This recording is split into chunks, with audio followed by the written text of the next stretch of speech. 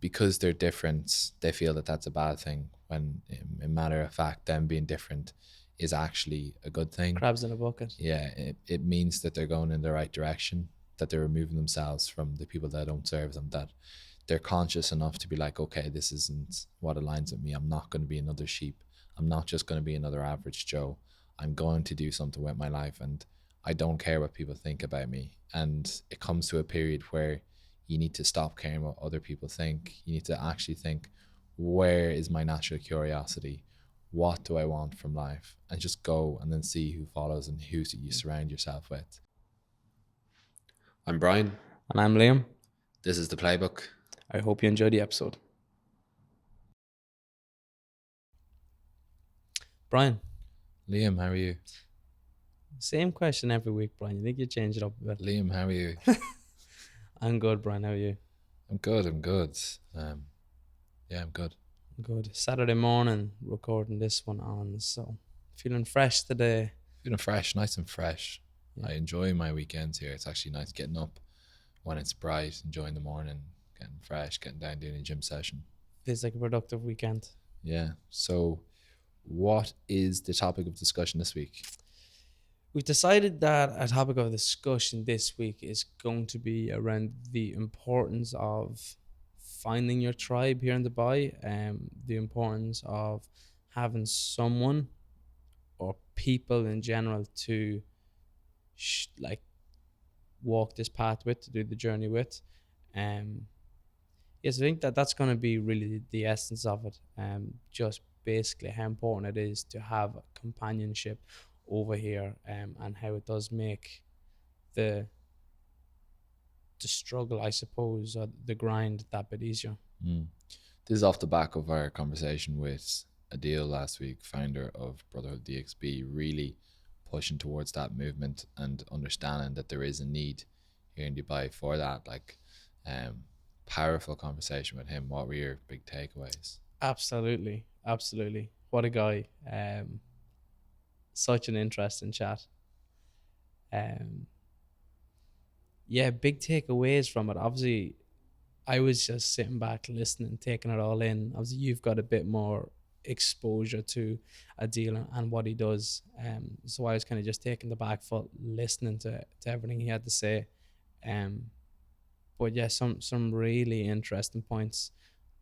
I think it's interesting to see, and I suppose this is where this episode's coming from, that him as a men's coach and a mentor sees that there is among men over here such a sense of loneliness, that we're obviously not the only ones that are like, okay, shit, something has to change here.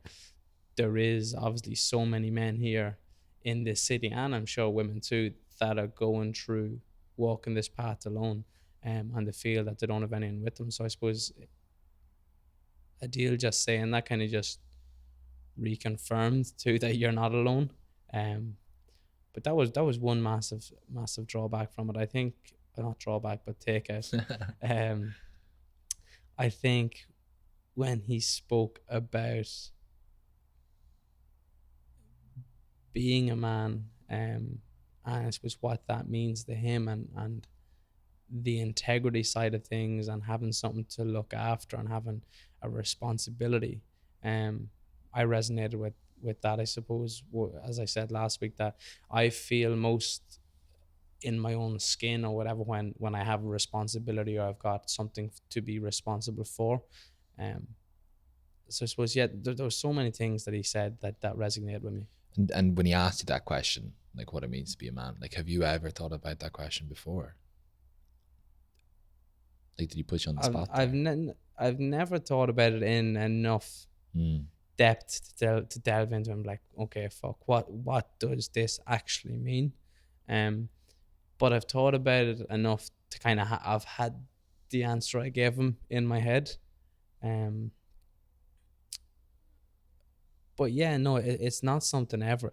It's nothing that I've ever delved into really. Like, I don't know. Maybe that's a good thing. Maybe I'm lucky enough to never have been in the position to have had to kind of delve into why am I feeling this way, or what do I need to do to change this. But yeah, I think after the week of kind of mulling it over, I think I was quite content with the answer I gave him of being just when you have that responsibility for something, that's and obviously that integrity and doing what you say and saying what you do and just being a good person in general. For me, that is being a man and being a good man. Yeah, my big takeaway is like, and we had a conversation after the podcast, like that was, we were almost kind of like kicking ourselves, like, oh, I wish Yeah. that was in it. Um, but he was saying afterwards in the conversation when we stopped recording that he's trying to teach men the lessons that he's learned going from where he was at 31 to where he is now, and trying to guide men away from that. Like, if this is a picture or an idea of the worst kind of outcome that a man should desire, trying everything to avoid that and trying to implement some of the things that he learned and give them back to men.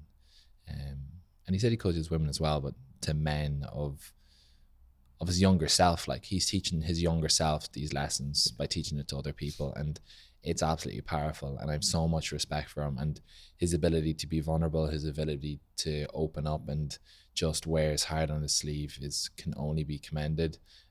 Massive respect for that. Like, we all have this kind of part of our ego that just doesn't let us open up. Sometimes it's not the right environment, sometimes it's not the right person, but yeah, he really doesn't care like what other people think about him. It's like, this is me. I have sacrificed myself, as he said in the past with relationships. This is me now. Like me or don't, take it or don't. But just don't make the mistakes I made. Exactly. Exactly. Like, he's there to help if you want to help. But the big thing he was saying was that a lot of people just aren't willing to make that step, that people aren't willing to engage, people aren't willing to make that leap and actually trying to improve compared to who they were yesterday, because there's no instant reward, there's no quick fix. Like, there's people asking them for a quick fix, like a quick tool or whatever, and there is not that. And it's so hard because there's nothing tangible like a pill that you can Yeah. take or a book that you can read or a podcast you can listen to, but it's just rep by rep, day by day, enacting the things that he said will build you into the kind of character that you want, following the guidelines that he set out: integrity, being a man of your word, honest, living with intention, being self-aware, And being open. accountability too to yourself. Yeah, to yourself, and then building the kind of person that you want. Like, just literally just going out there and just deciding who you want to be and just going after it. Like, again, like we spoke about, like, he took it like, he just decided to make that change himself, and it's so easy to not make that change. Yeah, He really did wake up, like. absolutely. And I thought it was very interesting about like he made the lead, and the point he made on being that the phrase has gone out of my head now, but that like he's not, he shouldn't be where he is, the Imposter syndrome. imposter syndrome. Thank you, Brian. The point he made with imposter syndrome, I thought was so interesting, because like he's got this bank of experience that he's speaking from, but yet and all he still seems like an imposter. And he put it as like someone had said to him, the if you have that imposter syndrome, it's good. It means that you're going places you haven't been, that you're taking steps and pushing yourself outside of that comfort zone. And we spoke about this before, about kind of imposter syndrome being just the stories you tell yourself. But I think how he put it, that like it's imposter syndrome because you almost are an imposter. You haven't been here before. You're pushing boundaries that you haven't done. So obviously, if that version of you in the past hasn't done this, you are an imposter to them. And it's just leaning into that and allowing yourself to become the imposter. Yeah, like Jordan Peterson, I remember when I was listening to him when I was younger, like he said, like the true growth is on the border between order and chaos. So it's just like, you do need to get out of that kind of order, that kind of familiarity, that, everything is humdrum, and then there's a line where it's too chaotic, but it's being comfortable within that. That's where the true growth is. If it's moving away from home, if it's doing something you're uncomfortable, if it's pursuing your passion instead of, you know, what's easy, that paycheck or whatever it may be. But that is where the true growth is. And I find that myself, like, only by, it's not Dubai that's grown me, it's moving away completely What's from this? Order or chaos? it. But this is what I mean, it's a line, like Yeah. it's a line between I think we're on a like, sweet spot. but that's what you have to be, like, as in, like, you can be too chaotic, it can be too orderly, and not orderly in the sense of too structured, but like orderly of as like comfortable. And that's what I've learned from moving away. It's the amount that I've learned in the last year, I can't be put down on paper, can't be described. It's more of what I've learned from myself and what I've grown. It's just like, yeah, when you spoke about confidence is and that proof, it's the only way. Yeah, Like, to confidence. build Just, confidence, you just have to show the proof. You just have to keep doing it. Yeah. Like, and I no never, one's confident to start.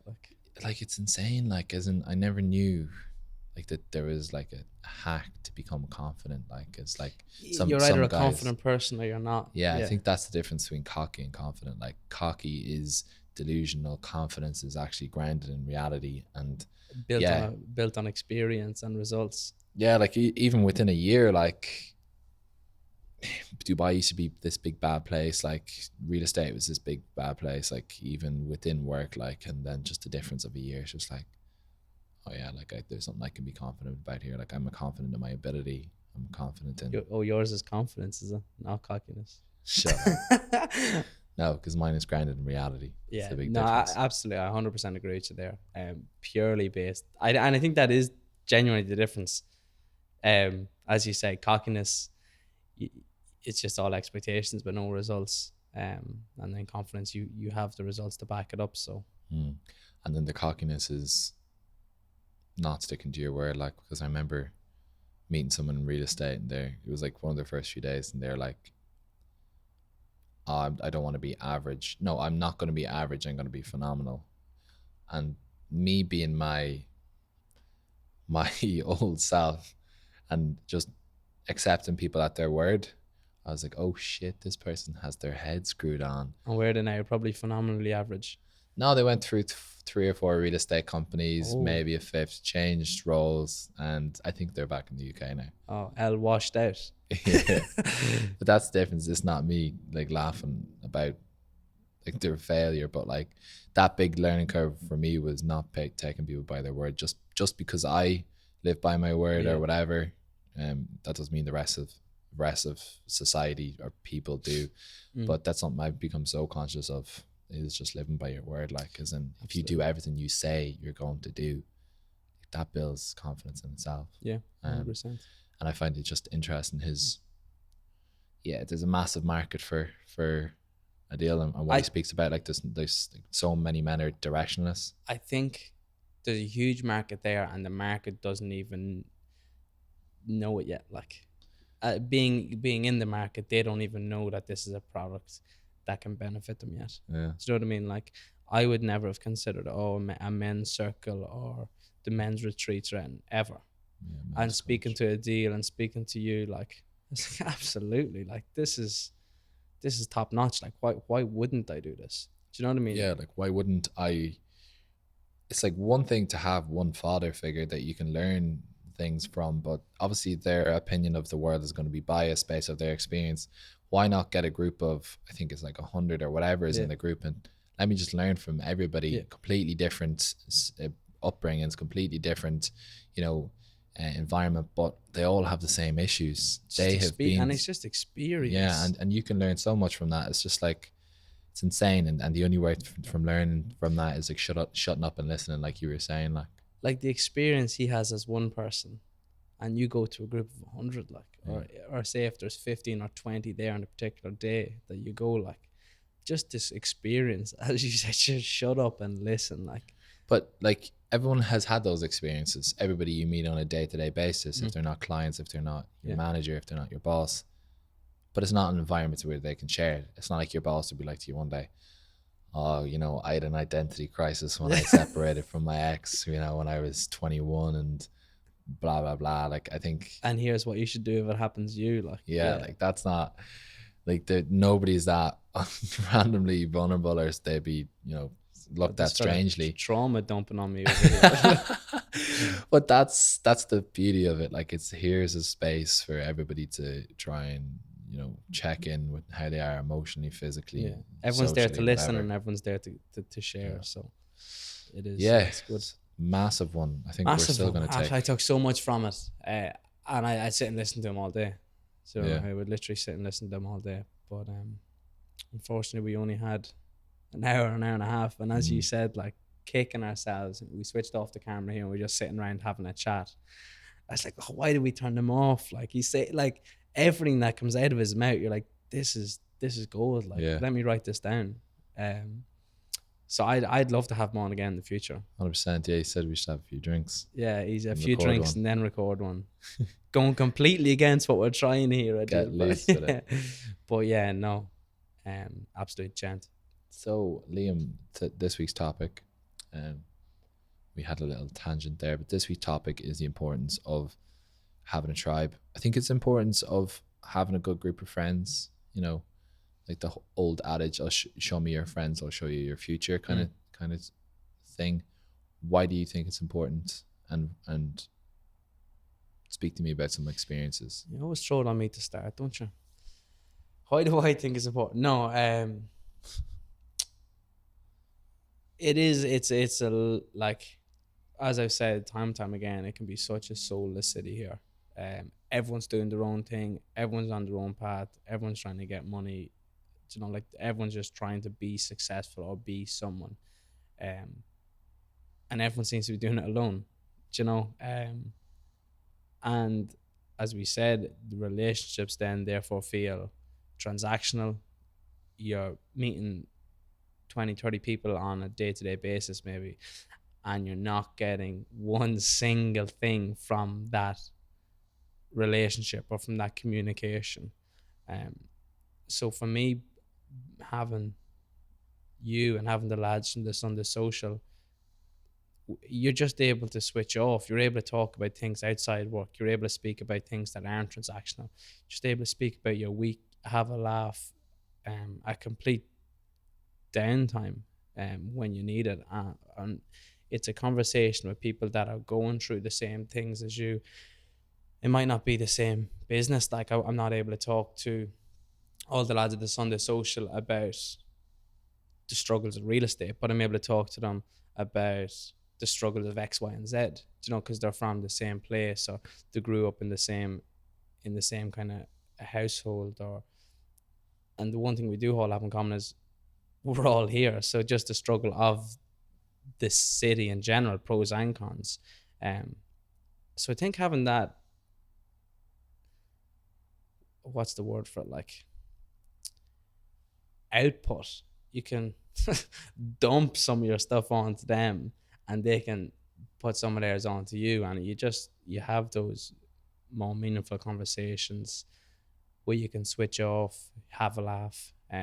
But for me, that's definitely the big thing, just being able to split up your Monday to Saturday or whatever, and then on a Sunday being able to speak to people other on topics other than what you've been doing your Monday to Saturday.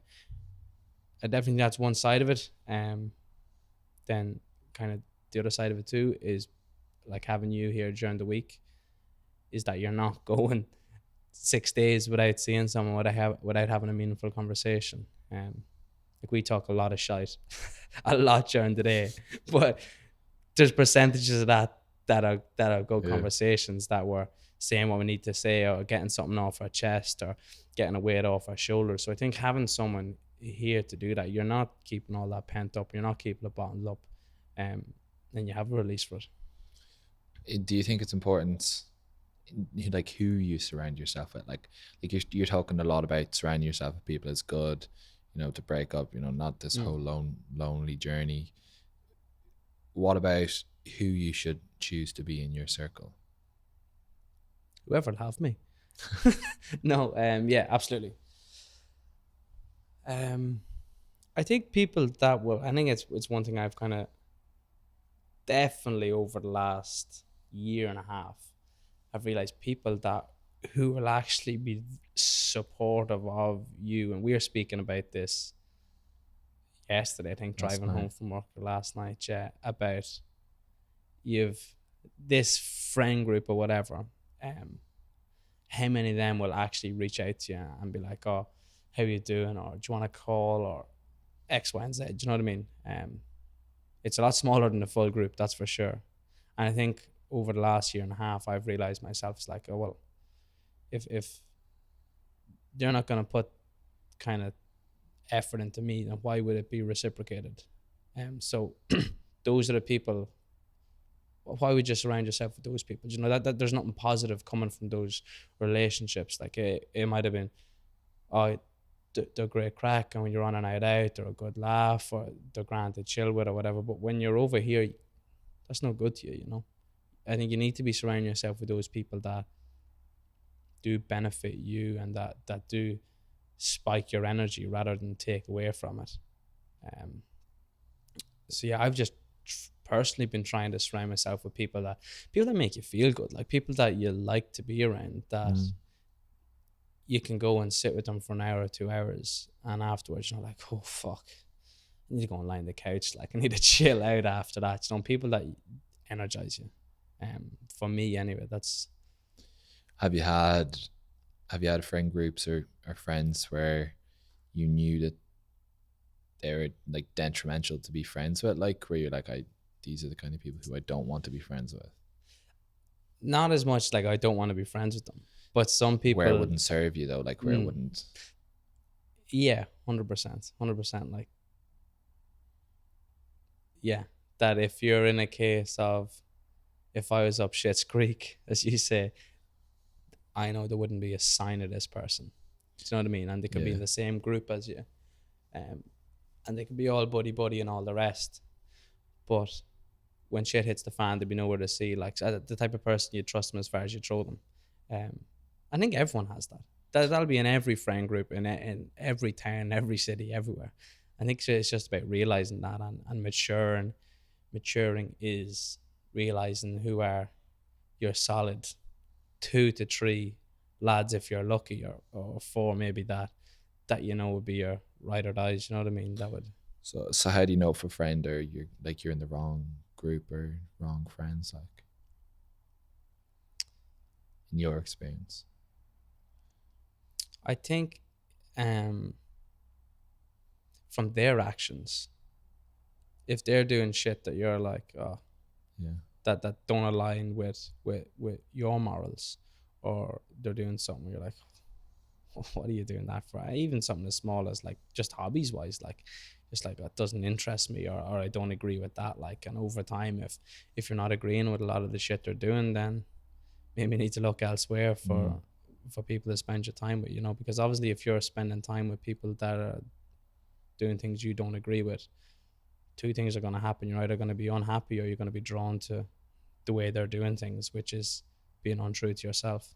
So yeah, I think for me it was definitely just being around people and being like, oh, what is that like?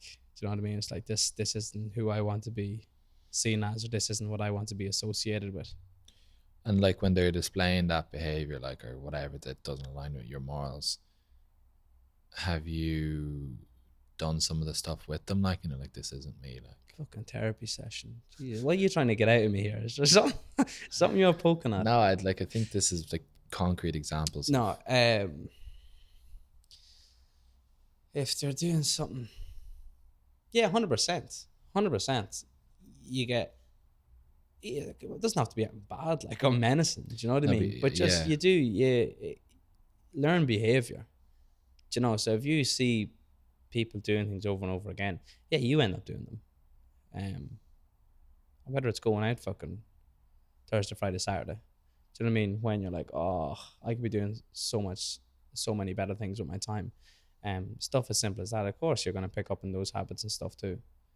So it's kind of just, I think, but it's hard to see that you're not that person after a certain amount of time too.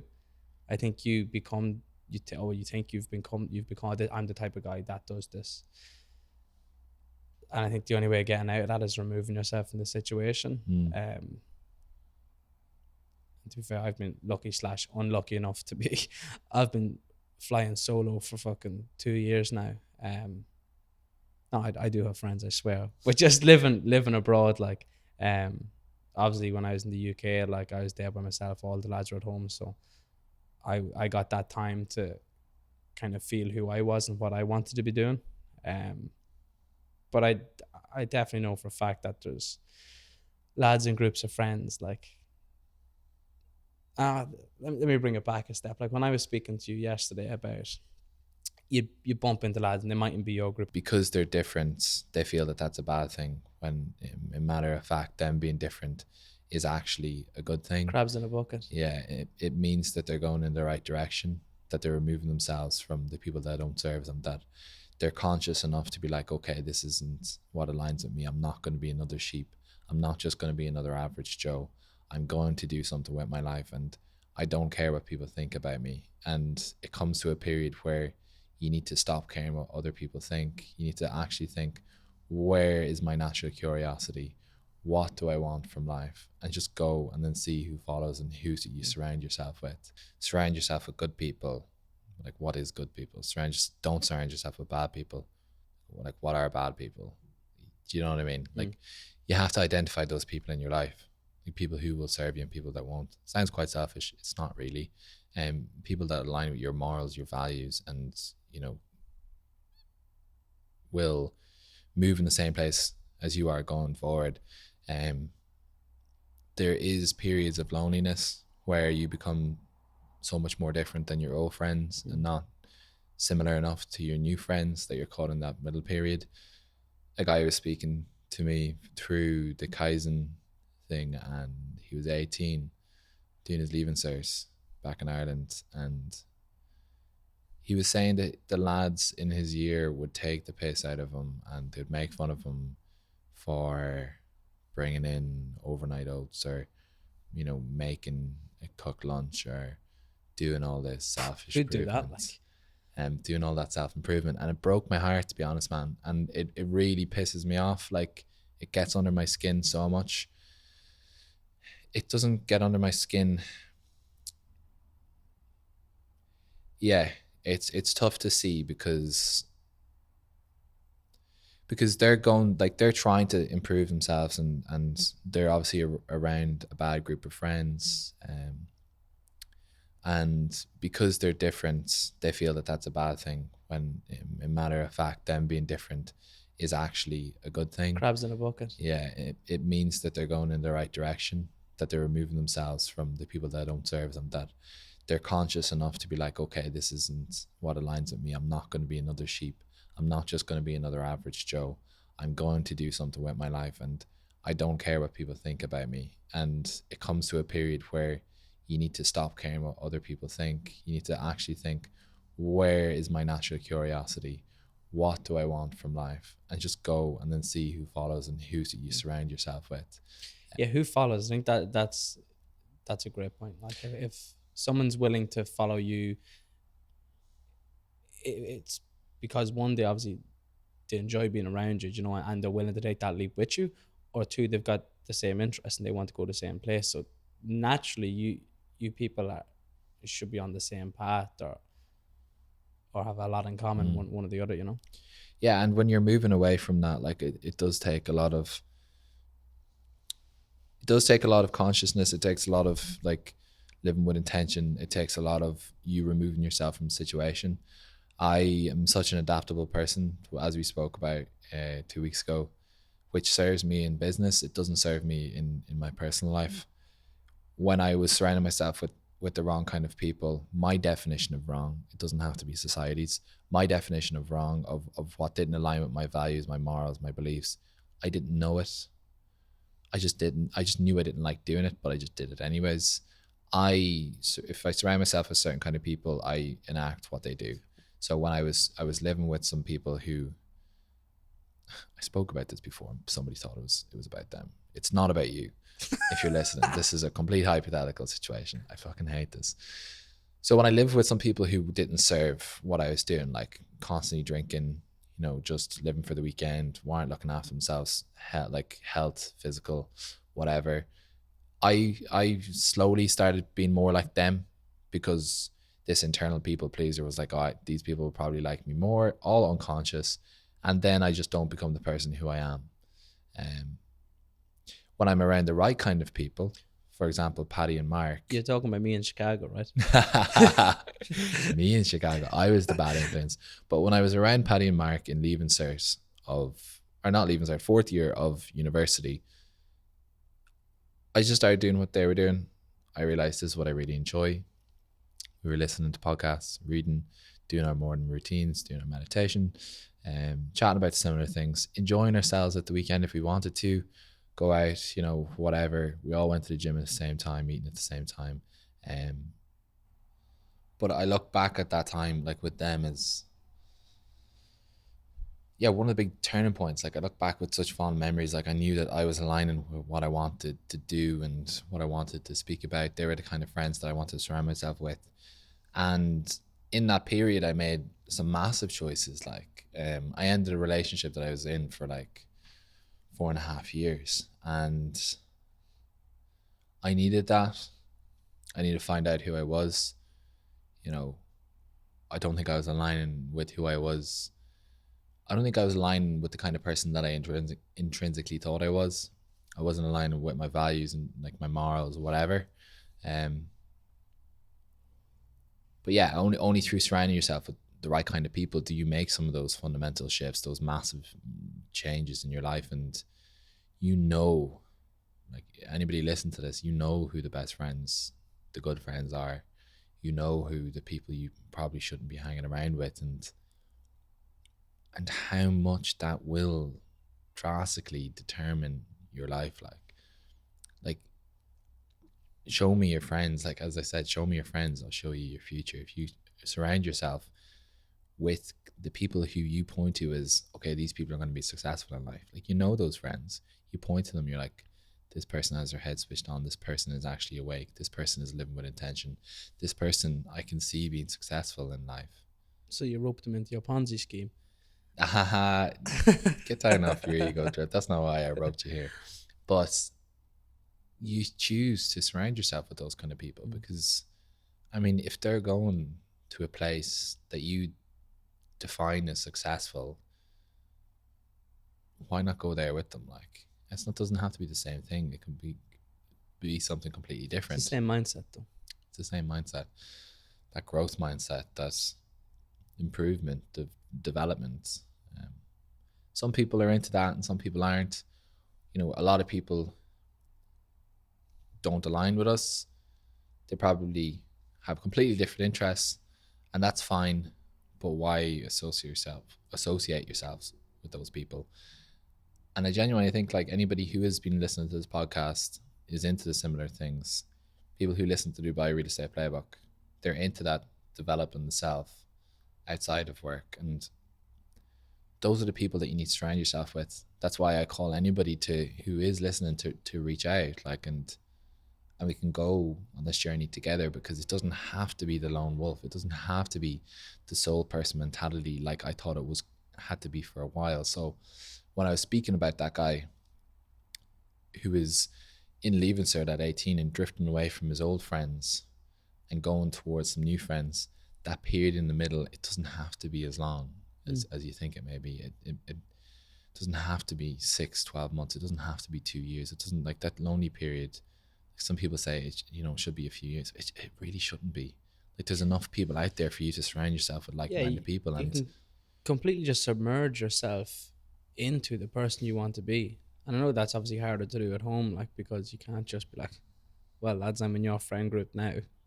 But over here, and when you're living in a place where there are so many expats, you can submerge yourself in that. You can be like, okay, well, I'm going to go to this event, or I'm going to make an effort to meet people that do this. It is that much easier. It's like, it doesn't have to be, as you said, a couple of years of a lonely road. And maybe if it's a case of you need that time to find who you do want to be, who the person you do want to be, fair enough. But I think in a case like that for yourself, your 18-year-old self, like, you knew deep down the person who you wanted to be. So like it didn't take as long to then find people with the same goals and the same morals as that. Yeah, and I think yeah, like I think that's really important to develop yourself first. You don't know what kind of friends you should align yourself with unless you develop yourself first. You don't know what kind of relationship you should be in, or who you should be in a romantic relationship, or what you're actually looking for, until you develop yourself first, Mm. until you build something that doesn't require anybody else. So that's why the lonely period is needed. You need to sustain something that you actually don't need other people in your life to support, like, for it to work. But then if other people come in and come into your world, then it only benefits it. Yeah, like, and as Adil said last week too about how a past girlfriend of his, like, they kind of went their separate ways because when he started doing his thing, there was kind of drawbacks from her that she wasn't as engaged or whatever. And how he was saying that now that he's solely focused on him and his own thing, it's so much easier to see people that will align with that, to meet someone else that will come in and that will strive towards that with you, rather than pulling back and adding that friction to who you want to be. Yeah. I was reading a study, another study. I was reading a study and I spoke about this, about where you sit in the office and its effects on your output. So like, it's like, if you sit around the high performers in the office, it increases your performance by, I forget the percentage, but it was by a significant amount. That's what you sit beside me, isn't it? You're so funny. I wish you weren't sitting beside me. But on the flip side, if you sit beside underperformers, people who aren't doing well, your performance will drop as a result too. So you're unconsciously affected more by your surroundings than you actually realize.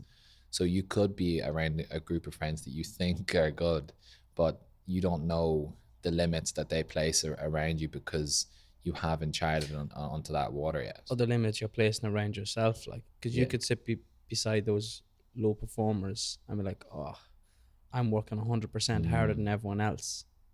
100% of nothing is still nothing, like, Yeah. You're sitting beside the high performers, like, fuck, I'm working 50% behind these, I need to up this. Yeah. And next thing you're doing triple the work you would have been doing in the first place.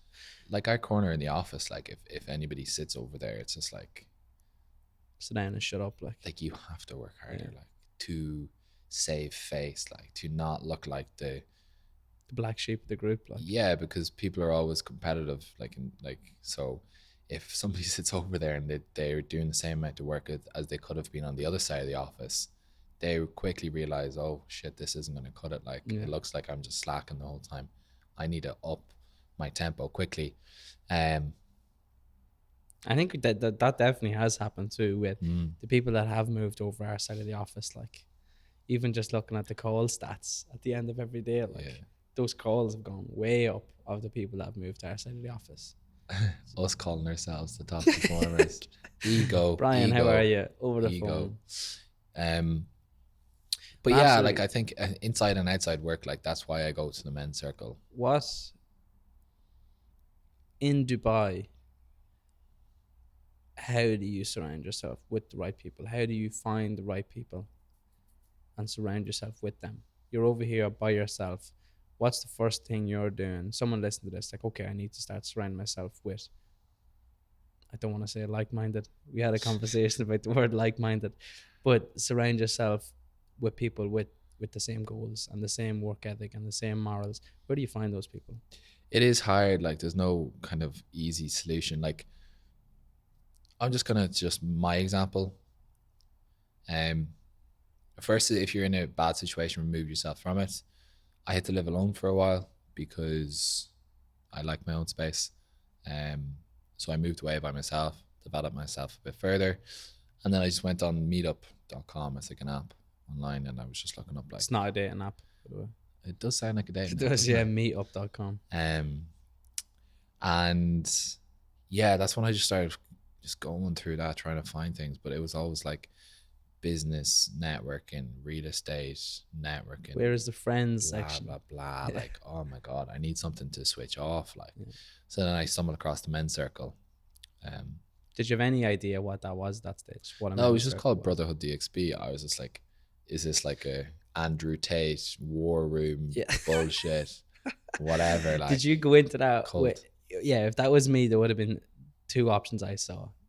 That option there, or it's like, oh, this is a men's shed for lonely old men that, their wives have passed away, and you go in and play fucking chess for the evening or something. No, no, I didn't know, to be honest, and there was a lot of vagueness there, which was probably good. Um, then I joined the group, and then some guy just reached out to me because I like you have to say a bit about yourself, whatever. I said I was like, oh, 23 at the time, and some other guy just randomly DM me. I was like, I'm 23 as well. I'm going tonight. I'll see you there. And a lot of the guys are a lot older than me. Um, Yeah, you act like a 50-year-old though, so we're all right. I take life too seriously. No, but yeah, a lot of the guys are a lot older than me. It can be quite intimidating for people like potentially our age. Um, but there's no, there's nothing for our age. Like there is nothing for our age, man. Like as in all these guys, like I like going to the men's circle, but I don't really meet a lot of them outside. Like There's nothing for our age, or it's just hard to find? I think it's hard to find, and One, I don't think there is a whole lot there, in general, and whatever few groups or social events that they're fucking impossible to find.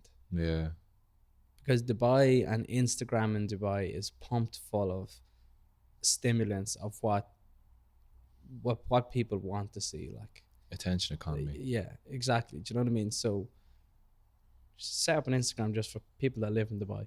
Cut off all the tourists.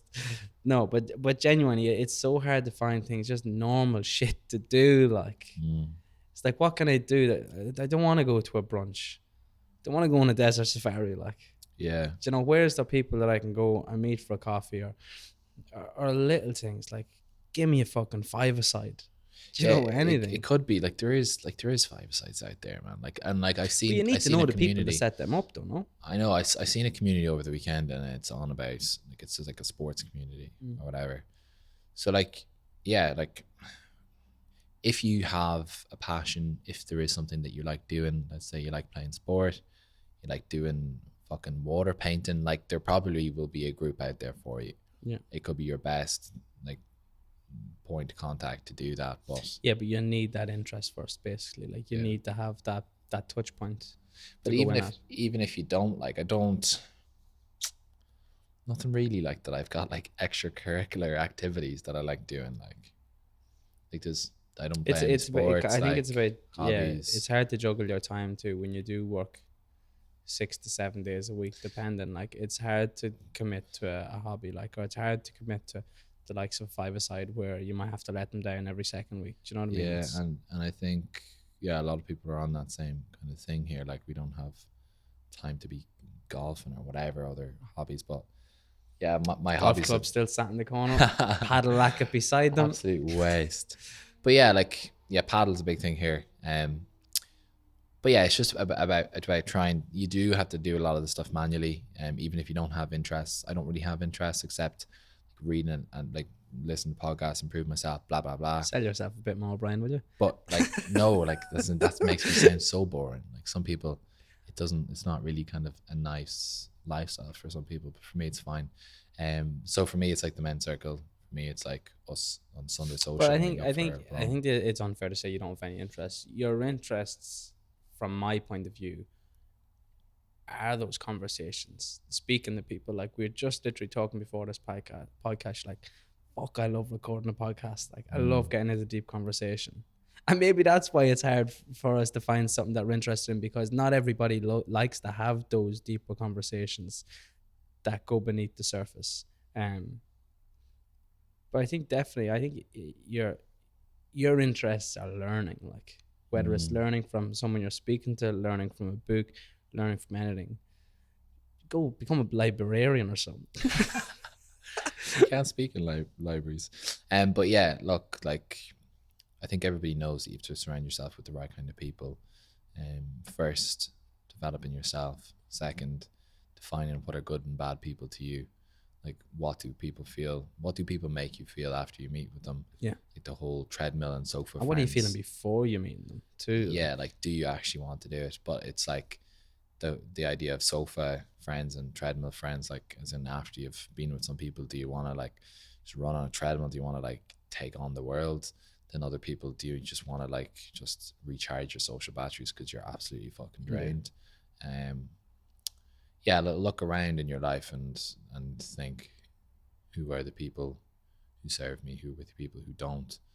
Who are the people that actually benefit me? And yeah, your parents are usually a good judge of character for your friends. For your friends. Yeah, so it could be like, I'm calling cap on that one, because if you talk to any of my friends' parents when they're younger, they'd be like, "No, don't hang around with that Liam Kieran fella." I still stand by my point. No, you I can't. still stand Not by at my all. point. No, I do agree though.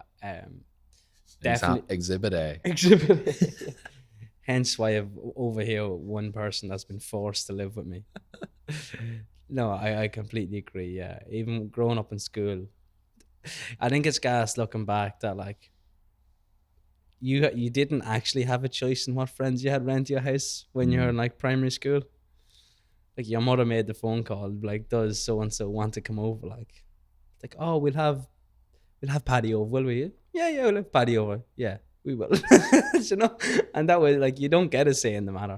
Yeah, I suppose you do get a say here. Yeah, absolutely. So, yeah, I don't even think it's as much a judge of character here. Like, you know what you like, you know what you don't. I think being true to yourself at the end of the day, if it puts you on a lonely road for a while, so be it. So be it, in the sense, look, that yeah, you're better to go alone than to be around people that drag you down. Yeah. But I think you need to do outbound here. You need to do those outbound calls. Like, you need to put yourself out there. You need to put Cold yourself calling. into groups. Yeah, hi, it's Liam here. Will you be my friend? But no, you do have to put yourself, like, even you putting yourself into the brotherhood.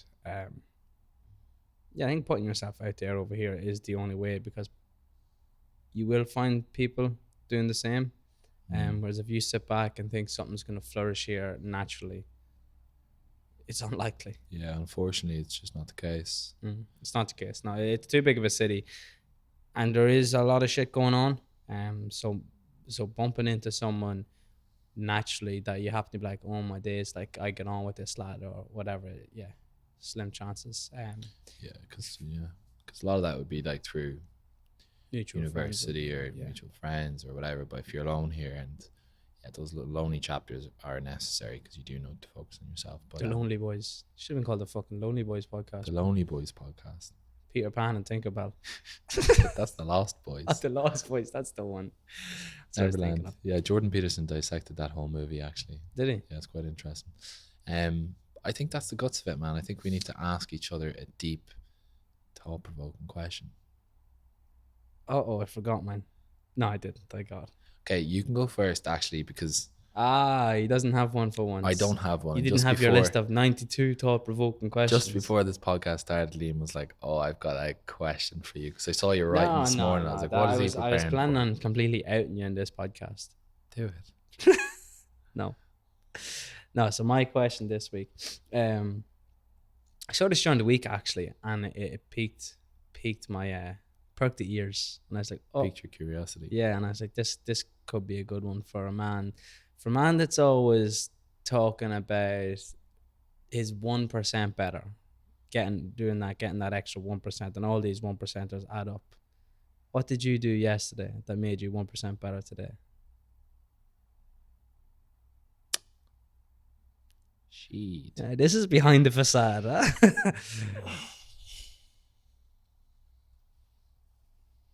What did we do yesterday? No, this isn't we, Brian. What did I do yesterday? There was a period in the office around 5 o'clock on a Friday. People were leaving early. People were leaving at 3, 4, half 4, 5. There was that sense of, this is kind of a low time, low energy. Wrap it up for the week. Wrapping it up for the week. And I was just like, I could feel myself drifting there. And I was like, oh, fuck this. Put in the earphones. Focused. And I was like, let me wrap up the week how I plan to on Monday morning. So on Monday morning, I set my goals for the week, the most important tasks. I said I wanted my desk clear by Friday evening. And there was things that needed to be cleared yesterday evening. And because everybody else was kind of dialing it back a small bit, I was like, I might do the same, might finish up early. And I was like, no, I It's can't. tough not to, isn't it? I can't. I literally cannot. I need to finish what I had set myself for the week. So I just got into it like a deep focus last kind of sprint. That must have been what, as a 5 result- p.m. yesterday. Like, Yeah. yeah. And then as a result, like it's just lined me up for the rest of the weekend. It's those it's just those micro decisions. Like here's one example on a day basis where I could have done the easy thing, but I done the hard thing. And then I wrapped up the week. I wanted to have 0 tasks for when I was going into Friday night, close business for the week. And that's what I had done. But I was on the line of not doing it. And that's an example of I'm still feeling this whole thing out as well. Like I knew you were yesterday evening too. And I was feeling the same. I was like, I'm not even gonna ask him. It's like, fuck it, will he leave? I didn't even ask because I know if I said it, you'd be like, it was brewing. I knew it. I was like, I just say no, and I'll do the same. Stick in the headphones, even just an extra half an hour, finish up. So that's your one. I suppose, yeah, it's not a 1% improvement, but it's stopping you from going that 1% back. Yeah, 100%. I think that's what it was. I think that would be a 1% improvement. And yesterday, yeah. Yeah, because I wouldn't. You could have easily not done it. Yeah, old me wouldn't have done it, but that's the one that just sprung to mind. I need to think of your question. Let me just absolutely just hang you out to dry. Fail to prepare, Brian. Okay. Anyway, thanks again No, for this. You won't get off too easily. What is your biggest fear in life? Jesus. And what? This is what happens when I don't prepare. I just think of something. What's my biggest fear? I ended up like you. What is... So there's a future that you're striving towards and a future that you're avoiding. I think that's important for everybody to have that. What is the future that you're avoiding? So which question do you want me to answer now? What is the future that you're avoiding? Okay, as in like what if everything went wrong in your life, like what would that life look like? What are you running away from? Oh, that life will look like a 9 to 5 somewhere with like your 22 days off during the year, living for the 10 days that you still have left to take during summer. Fuck that. Couldn't do it. And what does your life look like in your personal relationships? What does your romantic relationship look like? As in, if that was my life. The worst possible outcome. Oh, worst possible outcome. Worst possible outcome is living in a gaff with 7 dogs and with 3 cats or something. And no. Cracking up. Yeah, obviously that's going to be the worst possible outcome. Depends for who, man. It's obviously so personal to you. Yeah, well, a lot of people are happy with it. Yeah, fair. Worst possible outcome is in a job that you hate with no one in your life. Like, okay, it's one thing. I think I could fucking grit my teeth and get down to it if I had a 9 to 5 job that I didn't enjoy, but I came home at the end of the day to a wife I loved and kids or whatever. You know, then grand. You go into work, you do your work, you come home, and you're living for something. The worst possible outcome is if you're doing that job and you're coming home to a house in the evening, an empty house like by yourself.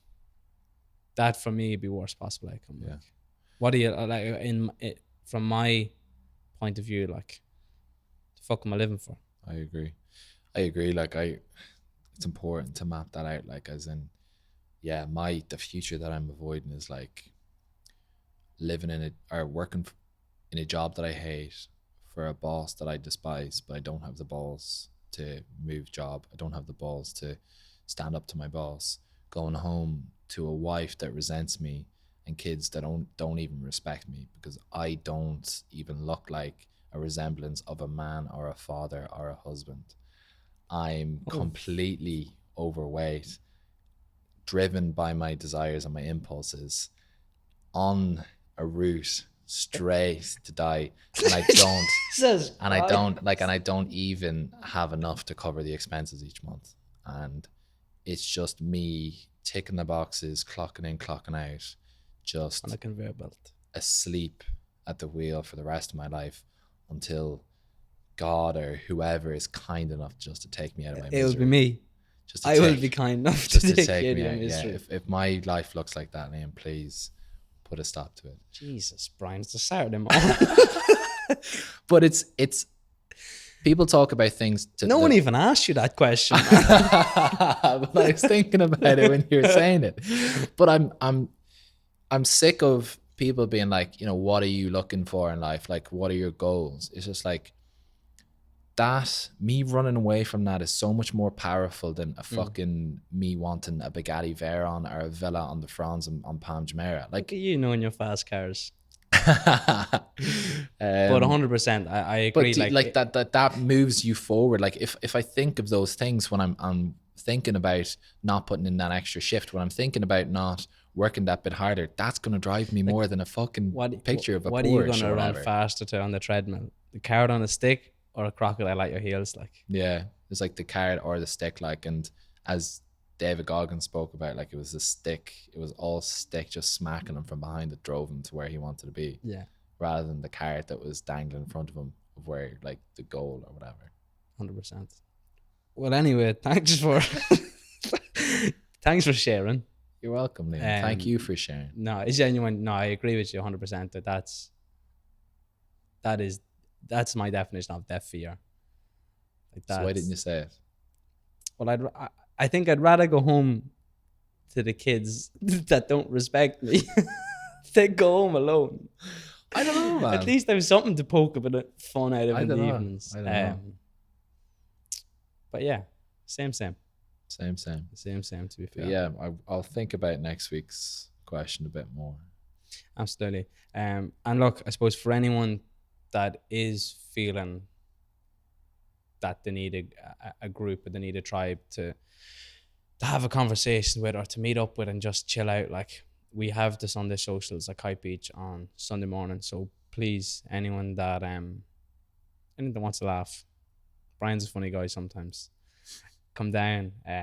Literally, we normally just do a slow 5K. I'm sure as you all know at this stage, and grab a coffee and go for a swim. But look, we do hope to be kind of changing that up in the coming weeks as well. Obviously, maybe instead of 5K run, do something else, just for a bit of change. But at the end of the day, look, it's to meet people. It's to have that break on a Sunday, that reset that, you know, it does break up your week. So please do, if anyone is interested, give us a shout. We do have a WhatsApp group chat, so feel free to join. We always welcome new faces, so we'd love to see a few of you down there. Yeah, we're open to ideas as well. It doesn't have to be Kite Beach on a Sunday. It can be absolutely whatever, especially when it gets warmer now. I don't know if that's going to be an option. No, kite bats on a Sunday, that's what it'd be. But Kite yeah, sauna. Absolutely. Again, thank you everybody for tuning in. Brian, it's been a pleasure. Liam, it's been a pleasure, and special thanks to anybody who has listened this far. And yeah, we'll see you in the next one. Good luck.